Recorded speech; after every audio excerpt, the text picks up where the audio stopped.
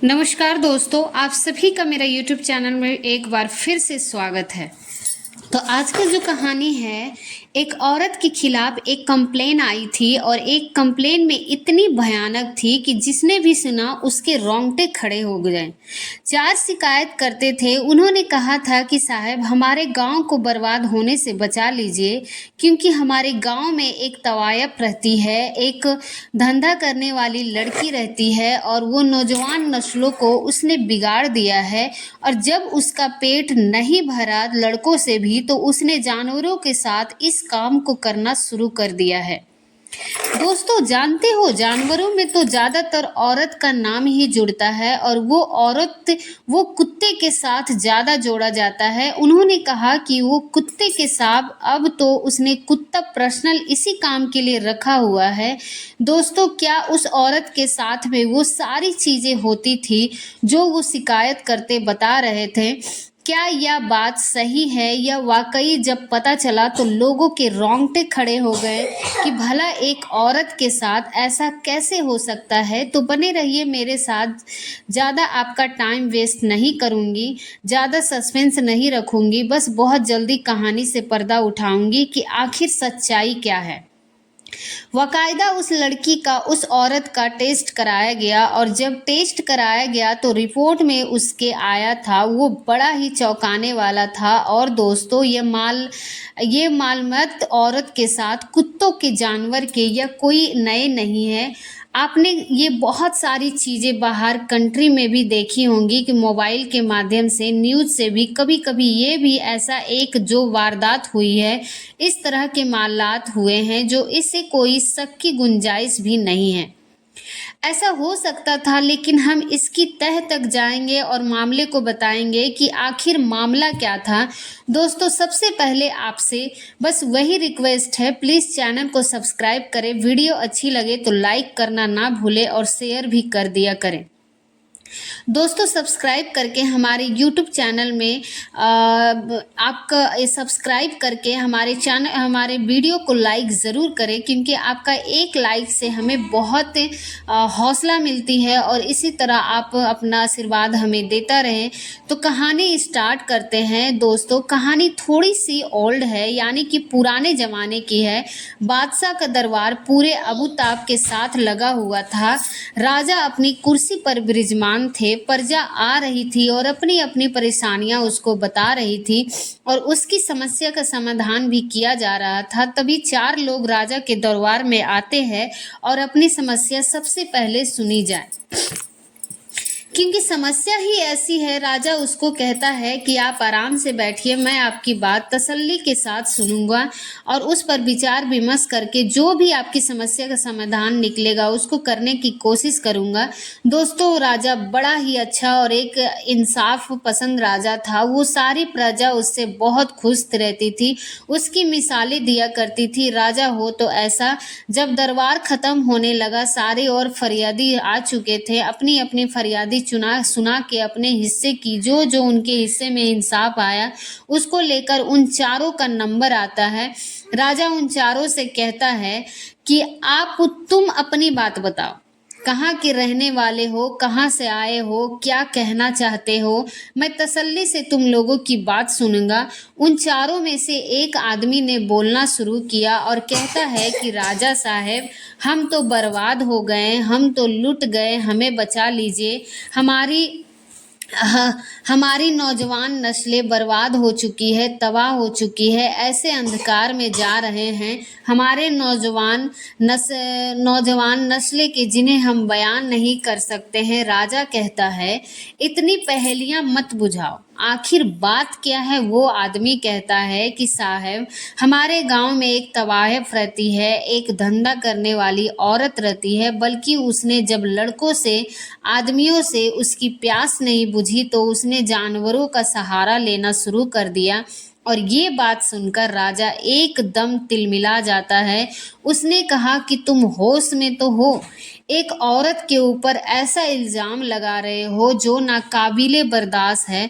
तुम जानते हो किसके सामने खड़े हो। अगर तुम्हारी बात झूठी पाई गई तो तुम्हारा सर कलम कर दिया जाएगा।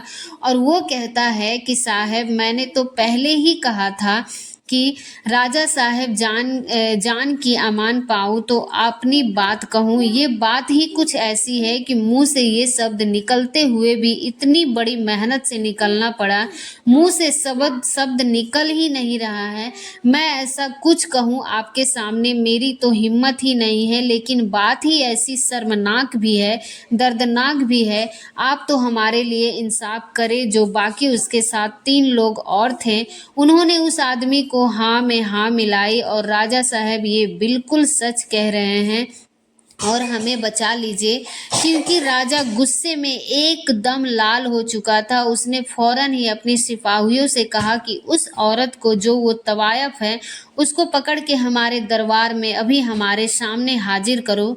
जब वो औरत लाई जाती है तो वो औरत अपने आप को एक सफ़ेद चादर में लपेटे हुए बादशाह के सामने आकर खड़ी हुई थी। उसका नाखून भी नहीं दिख रहा था, चेहरे पर उसके नकाब था। राजा उससे कहता है कि तुम देखने में जितनी सीधी साधी, जितनी भोली भाली लगती हो, तुम्हारे खिलाफ ऐसी शिकायत आई है, मन तो करता है कि अपने हाथ से तुम्हारी गर्दन को उड़ा दूं। क्या तुम्हें पता नहीं है कि हमारी इस प्रजा के अंदर, हमारी इस सल्तनत के अंदर अगर कोई ऐसा कृत्य करेगा, हरामकारी करेगा, तो कोई गलत काम करता है तो या तो उसके उम्र कैद की सज़ा या फिर उसके गुनाह के हिसाब से उसके सर कलम कर देते हैं। लेकिन तुमने तो हरामकारी, गलत काम ही नहीं किया, बल्कि जानवरों को भी नहीं छोड़ा। ये शिकायत आई है तुम्हारे खिलाफ, ऐसा तुमने क्यों किया? हमारी नाक के नीचे इतना बड़ा काम कब से चल रहा है, ये बताओ, और आपने इस गुनाह को स्वीकार करो, कबूल करो कि तुमने ये कब से कर रही हो। दोस्तों, वो औरत जो है राजा की इस बात को सुनकर रोने लगती है और अपने बारे में कोई सफाई ना देकर वो रोने लगी। और अब वो राजा उससे पूछता है, यहाँ रोने से कुछ नहीं होगा, रोने से माफ़ी नहीं मिलती। अगर तुम जांच सच में बेकसूर पाई गई तो तुम्हें माफ़ी मिलेगी, और तुम कसूरवार पाई जाती हो तो तुम्हें सज़ा के लिए तैयार हो जाओ। हम तुम्हें कितनी खतरनाक और कितनी भयानक सज़ा देंगे। जो जुर्म तुमने किया है, आदमी तुमने जानवरों को सहारा लेना शुरू कर दिया। इतनी हवस है तुम्हारे अंदर। अब क्या होता है, वो जो राजा होता है वो अपनी शाही, क्योंकि राजाओं के यहाँ पहले ज़माने में दोस्तों, जैसे कि आज डॉक्टर है, इसी तरह से उनके यहाँ भी बड़े बड़े वैद्य हुआ करते थे, लेडीज़ भी हुआ करती थी, जेंट्स भी हुआ करते थे। बड़े हकीम और वैद्य राजाओं के यहाँ हुआ करते थे और वो उसी के हिसाब से जांच किया करते थे बीमारियों की। उनका इलाज सब कुछ सिस्टम के साथ होता था, आयुर्वेदिक इलाज थे। अब वो अपनी उस दाई और दाई को बुलाता है और उस लड़की को उसके साथ भेजता है और कहता है कि इस लड़की को चेक कराओ, इस लड़की को चेक करा के बताओ कि यह इंसानों के साथ या जानवरों के साथ जो ये संबंध बनाती है, इसको चेक करके सही सही बातें हमें बताना, तभी हम आगे किसी नतीजे पर पहुंचेंगे। दोस्तों, वो दाई उसको लेकर चली जाती है और वो वैद्य की पत्नी थी, उसको लेकर गई। उसको ले जाने के बाद अब राजा उन चारों लोगों से मुख्तिव यानी उससे बातचीत करता है और कहता है कि मैंने इस लड़की को चेक कराने के लिए दाई के साथ भेज दिया है। वो अपने हिसाब से, तजुर्बे से हमारे यहाँ पर 25 साल से काम कर रही है, बीमारियों को देखती है। हालांकि जो गर्भवती औरत होते हैं उनका टेस्ट करती है, सब हर तरह की वो जांच करती है। अगर ये बात झूठी रही, अगर ये बात झूठी हुई तो अपने अंजाम के लिए तुम तैयार रहना, और अगर ये बात सच्ची हुई तो फिर हम उस लड़की का क्या सजा देंगे, ये सब लोग हम अपनी खुली आंखों से देखेंगे। कुछ देर के बाद दाई उधर से आती है, कुछ बड़बड़ाई हुई और उनसे कहा कि राजा से कहा कि राजा साहब, मैं आपको यहाँ बड़ा दरबार में ये बता नहीं सकती, आप अकेले में मेरे पास थोड़ी देर के लिए चलिए। उसके बाद राजा एकदम अकेले में थोड़ी देर के लिए उसके पास जाता है और वो राजा से जो बताती है, उसके बाद राजा तिलमिला उठा और फिर आकर उन लोगों से कहा कि तुम लोग इसके ऊपर इल्जाम ये लगाए हो कि तुमने कुत्ते वाली बात का तुम्हें कैसे पता चला? कि इसके घर में कुत्ता है। उन्होंने कहा कि राजा साहब, ये औरत कुत्ता पालती है, हम गारंटी के साथ कहते हैं। उन तीनों को बाहर भेजा गया। उनमें से एक एक आदमी को बुलाया जाता है और उस आदमी से उस कुत्ते के रंग को पूछा जाता है कि उस कुत्ते का अगर तुम्हें कलर पता है तो कुत्ता उसका यहाँ रहता है तो कैसे रंग का है। दोस्तों, पहला आदमी बताता है कि वो सफ़ेद रंग का है। उसका नाम पता लिखा जाता है, रंग भी लिखा जाता है कि इस आदमी ने ये नाम का आदमी बताया, इसने इस रंग का कुत्ता बताया। अब दूसरे को, तीसरे को, किसी ने सफ़ेद बताया, किसी ने काला बताया, किसी ने लाल बताया, किसी ने खाकी रंग बताया। बहरहाल चारों लोगों ने अलग अलग बयान दिए और अलग अलग कुत्ते का रंग बताया। उसके बाद वो राजा उस लड़की को बुलाता है और कहता है कि तुम अपने बारे में कुछ बताओ। इससे पहले कि मैं तुम्हारी सज़ा या माफ़ी कोई भी ऐलान करूं, मैं तुम्हारे मुंह से सुनना चाहता हूं कि तुमने कितने लोगों को फंसाया है और कब से तुम ये कहा। ये कुत्ते वाली बात क्या अब मैं तुम्हारे मुंह से सुनना चाहता हूँ। वो कहती है कि राजा साहब, मैं तो पहले से ही एक ऐसी दुखियारी हालत की हूँ, मरी हूँ, सताई हुई हूँ। ऊपर से आज मेरे ऊपर जो ये इल्ज़ाम लगा है, मैं इसकी सच्चाई आपको बताती हूँ। मैं एक विधवा औरत हूँ और राजा साहब, ये समाज, इस समाज में रहने वाले लोग एक विधवा के ऊपर वो खूबसूरत है और सोने पर सुहागा या हो, वो कम उम्र की हो। राजा साहब, मेरी शादी को सिर्फ 1 साल हुआ था कि मेरा पति मर जाता है और मैं यही मर्जी समझी भगवान की कि यही भगवान की मर्जी है। मैं चाहती हूँ तो दूसरी शादी कर लेती, लेकिन मैंने फिर अपने आप इस काम में से रोक लिया। मैं शादी नहीं करूँगी और मैं अपने पति की याद में ज़िंदगी इसी तरह गुजार लूँगी। लेकिन मुझे नहीं पता था कि ये समाज एक भूखे भेड़िए की तरह विधवाओं पर, औरतों पर यह बुरी नज़र रखता है और एक विधवा का, वो भी जवान, उसको अपनी ज़िंदगी गुजारना कितनी मुश्किल होती है। पति के मरने का गम अभी मेरे ऊपर से उतरा नहीं था। मैंने अपने आप को अपने घर में कैद कर लिया था। मैं किसी से मिलना नहीं चाहती थी, मेरा मन ही नहीं था। मेरा पति मुझे बहुत ज़्यादा प्यार करता था, बस उसकी याद में ज़िंदगी गुजारना चाहती थी। इसीलिए मैंने भगवान की भक्ति में अपने आप को लगा दिया। सब कुछ छेड़-छाड़ के सिर्फ भगवान ही उस ईश्वर की भक्ति में लगा गई। लेकिन पेट की आग तो बुझाना होती है। जब तक मेरा पति ज़िंदा था, मैंने अपनी ज़रूरतें की सामान वहाँ घर में लाया करता था। मैंने कभी आज तक अपने घर से बाहर कदम नहीं निकाला था, कभी किसी ने नहीं देखा था। लेकिन जब घर के सामान की ज़रूरत पड़ी तो मुझे घर से बाहर निकलना पड़ा। घर से बाहर निकली, समाज के भूखे भेड़िया मुझे खाई हुई और ललचाए हुए नज़रों से देखते, मैं पूरे जिस्म को अपने ढक कर जैसे अपने सामने खड़ी हूँ, इसी तरह मैं बाजार जाती थी। लेकिन लोगों को पता था कि मैं विधवा हूँ। वो मुझे तरह तरह से इशारे करते, अपने साथ गुनाह करने की मुझे दावत देते, क्योंकि मैं भगवान से डरती थी, उसकी भक्ति में रहती थी। मैंने कभी किसी को लिफ्ट नहीं दी, कभी किसी को इशारा नहीं किया, तुम मेरे साथ आकर काम करो, रात को मेरे घर में आ जाना। मैंने सबको इग्नोर करती रही और एक दिन बाजार से वापस सामान लेकर आ रही थी तो मैंने एक कुत्ते के बच्चे को जख्मी हालत में देखा और वो कुत्ते का बच्चा जख्मी हालत में तड़प रहा था। मुझे उस पर दया आई और अपने साथ लेकर अपने घर गई। मैंने उसकी मरहम पट्टी की, उसका इलाज किया। वो बहुत जल्द तंदुरुस्त, सेहतमंद हो गया, अच्छा हो गया और वो मुझे इतना प्यार करने लगा कि मैं अब उसको अपने घर से बाहर भेजना चाहती थी। सिर्फ घर में लाई थी उसको उसकी मरहम पट्टी के लिए, लेकिन वो तो यहीं रहने लगा, रह कर हो गया और वो जाना ही नहीं चाहता था। मैंने भी देखा कि उससे मुझे इतना लगाव है कि यहाँ से जाना नहीं चाहता है, तो मैंने उसको पाल लिया। ऊपर से मेरा एक लालच यह था कि मैं विधवा, रात के अंधेरे में कोई मेरी इज्जत के ऊपर हमला करने आए तो उसकी यह रखवाली करेगा। लेकिन लोगों की नज़रों से मैं उसको बचा के रखती थी, हर वक्त घर के अंदर ही रखती थी। ज़्यादातर लोगों को सिर्फ ये पता चल गया था कि मैंने कुत्ता पाला है, लेकिन किसी को उसका ये नहीं पता था कि कैसा है। वक्त यूं ही गुजरता गया। अब ये 2-4 आदमी मेरी शिकायत लेकर आए हैं।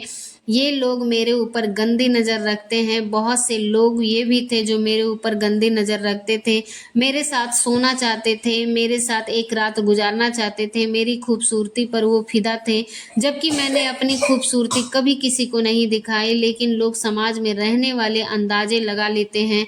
हाथों की उँगलियों से आँखों और पैर को देखकर जो पर्दे के बाहर होते हैं, तो अब अंदाज़े लगाते हैं और ये औरत कैसी हो सकती है। इसीलिए रात को एक आदमी मेरे दरवाजे पर पहुंचा। मैंने उससे दरवाजे खोले बगैर ही पूछ लिया कि क्या काम है। कहता है कि मैं तुम्हारे साथ रात गुजारना चाहता हूँ। मैंने कहा क्यों, मैंने तो आपको नहीं बुलाया, मैंने अब कब कहा कि मैं आपके साथ रात गुजारने। उसने कहा कि तुम चाहो या ना चाहो, लेकिन हम तो समझते हैं ना, तुम्हारी जवानी तुमसे बर्दाश्त नहीं हो रही है। कुछ औरतें हाया करती है, शर्म करती है। तुम्हारा पति मर चुका है तो तुम्हें भी अब पति के साथ तुम साल भर रही हो, तुम्हें महसूस है कि एक आदमी के साथ रात गुजारने का क्या मजा भी है, तुम्हें पता है, इसीलिए मैं चला आया। उसने कहा कि वापस लौट जाओ और इस तरह की गंदी बातें अगर की तो मैं शोर मचा करके लोगों को इकट्ठा कर लूँगी। और वो चला गया। उसके बाद वो दूसरा आदमी, इनमें से एक और आया और वो आकर फिर मुझसे कहता है कि तुम्हारे साथ रात गुजारना चाहता हूँ। मैंने कहा कि मैंने सोचा कि ये दुनिया मुझे इस तरह से जीने नहीं देगी, तो अब मैंने उससे कहा कि तुम ऐसा करो कि मेरे साथ चाहे जितनी रात गुजारना, लेकिन मुझसे शादी कर लो।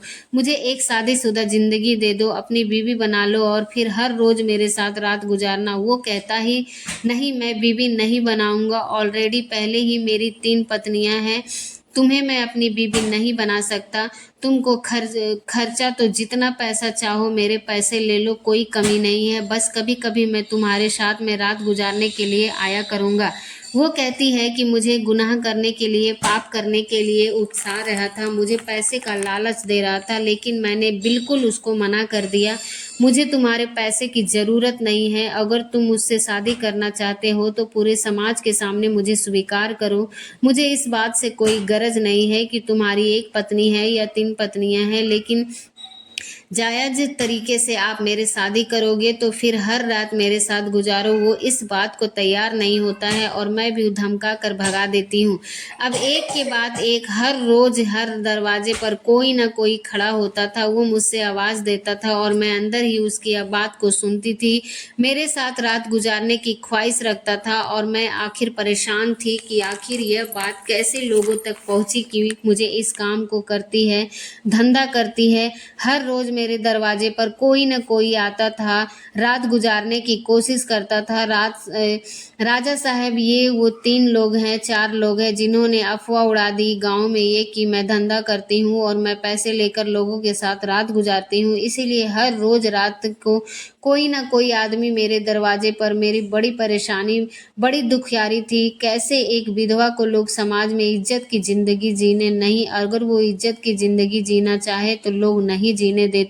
बस यही मेरी कहानी है और ये सब कुछ हुआ। मैंने आज तक कभी किसी के साथ संबंध नहीं बनाया। अब वो राजा कहता है कि तुम्हारा जो वो कुत्ता है घर पर है, उसको बुलाया जाए। सिपाही कहते हैं कि उस कुत्ते को लेकर आते हैं। अब वो लिस्ट उठाई जाती है, जिस लिस्ट में उन लोगों ने उस कुत्ते के रंग को बताया। जब वो लिस्ट उठाई गई तो सबने अलग अलग रंग बताया था, लेकिन जब उस कुत्ते को देखा तो दोस्तों वो कुत्ता जो था वो मिक्स कलर का था, यानी किसी एक रंग का नहीं था, बल्कि वो कबरा था, यानी कि मिक्स कलर का था। यानी सब की बात वहाँ पर झूठी हो गई थी और जो औरत ने बताया वो बात अपनी बताई थी, उस बातों में 100% वो सच्चाई नज़र आ रही थी। क्योंकि दोस्तों वो अपने उस बात से पहले ही गलत साबित हो चुके थे। जो वो लोग अब कांपने लगते हैं, उसके चेहरे की हवाइयाँ यह बता रही थी कि वो लोग झूठे हैं और उन झूठों को अब सज़ा मिलने वाली थी। राजा कहता है कि मैंने पहले तुमसे ही कहा था, अगर तुमने जो शिकायत लेकर आए हो वो गलत हुई तो तुम्हें सज़ा दी जाएगी, और तुमने तो इतना बड़ा गुनाह किया है कि इस औरत पर झूठा इल्ज़ाम ही नहीं लगाया, बल्कि इस औरत के साथ गलत काम करने के लिए आप इसके घर पर जाते थे, इसको आते थे, पैसों का लालच यानी कि बलात्कार की कोशिश की। इसकी तो तुम्हें बहुत बड़ी सज़ा मिलेगी। दोस्तों ये सब सब हाथ जोड़कर खड़े हो जाते हैं और राजा साहब ये हमारी गलती है, हमें माफ़ कर दीजिए, लेकिन वहाँ माफ़ी नहीं थी। पहला ज़माना दोस्तों ऐसा होता था कि अगर किसी ने कोई जुर्म की, कोई खता की तो उसको प्रॉपर सज़ा बराबर उसके हिसाब से सज़ा दी जाती थी, इसीलिए क्राइम कम होते थे। आज गुनाह के हिसाब से, जो जुर्म के हिसाब से सज़ाएँ नहीं होती हैं, लोग ज़मानत पे बहुत जल्द छूट जाते हैं। मर्डर केस में, बलात्कार का केस हो, ज़मानत पर छूट जाते हैं, आराम से अपनी घर, अपनी ज़िंदगी गुजारते हैं और उन्हें उस पाप का करने का कोई खता नहीं होती है। पैसे देते हैं, छूट जाते हैं। तो उसके बाद अब क्या होता है कि उन लोगों को एक पेड़ से बांध दिया जाता है और फिर वहाँ पब्लिक थी, सारी पब्लिक उसको पत्थर मारती है और वो पत्थर मार मार कर उसको वहीं हलक यानी कि जान से मार दिया जाता है। उनकी लाशों जो है वो चौराहों पर 3-3 दिन तक लटकी रहती है ताकि ये सबक मिले और लोगों को इस बात की आगे कोई भी खता करने की, जुर्म करने का कोई सोचे भी नहीं। उसके बाद उस औरत को उस राजा ने बहुत सा इनाम दिया, बहुत से पैसे दिए और कहा कि आराम से अपनी ज़िंदगी गुजारो। किसी तरह की कोई कमी तुम्हें महसूस हो या तुम्हें अगर शादी भी करना चाहती हो तो मुझसे कहना, मैं तुम्हें किसी अपने अच्छे कर्मचारी से तुम्हारी शादी करा दूंगा। और उससे फिर जो वो भेज देते हैं, यानी कि वो औरत जो है वो बेकसूर साबित हुई। और उसके बाद उस दाई ने भी दोस्तों यही बादशाह से उसके कान में अलग से आकर कहा कि ये औरत, हाँ ये बात मैं भूल गया था, ये बात रह गई थी। उस दाई ने उसे सबूत दिया कि ये जो कह दिया था, ये सब बताया राजा से कि राजा साहब, इस औरत को सालों से किसी ने इसके साथ कुछ किया ही नहीं है। यानी उसने अपने तजुर्बे से बताया कि जो इस औरत, यानी कि इसका जो तवायफ बता रहे हैं, तवायफ का मतलब रोजाना 2-4 लोगों के साथ संबंध बनाना। इसकी योनि ढीली होती, लेकिन इसकी योनि बिल्कुल ऐसी है जैसे कुमारों की होती है। साल भर से कभी इसने किसी मर्द के साथ रात नहीं गुजारी। ये सारी रात बात झूठी है। या किसी जानवर के साथ संबंध बनाती है या किसी इंसान से इसने संबंध बनाए हो। 1 साल, यानी जब से 1 साल उसने अपने पति के मरे हुए बताया है, यानी इसके पति के बाद इसके साथ किसी के साथ संबंध नहीं बने हैं। तभी राजा उन चारों लोगों के पास आकर उनसे उस कुत्ते का रंग पूछता है और फिर उसको उनके अंजाम तक पहुंचाया जाता है। तो दोस्तों, इस कहानी से यही सीख मिलती है कि अगर कोई औरत अपनी जिंदगी को, पति के बाद भी कोई विधवा हो जाती है, वो शादी करना नहीं चाहती है, तो अगर खुद पर कंट्रोल रख सकती है तो ये समाज, ये दुनिया कितनी ही बुरी क्यों ना हो, आपका एक वाल भी पाका नहीं कर सकती। मर्द औरत को तभी हाथ लगाता है या कुछ करता है जब औरत की तरफ से उसे सिग्नल मिलता है या फिर बहुत ज़्यादा ज़बरदस्ती करे। तो ऐसा मलनात दोस्तों आगे बस इससे ज़्यादा और मैं क्या कहूँ। चलिए उन दोस्तों, उम्मीद करते हैं कि आपको ये वीडियो बहुत ही पसंद आया होगा और अगर आपको ये वीडियो पसंद आया होगा तो एक लाइक कर सब्सक्राइब ज़रूर कर दीजिएगा और ऐसे ही इंटरेस्ट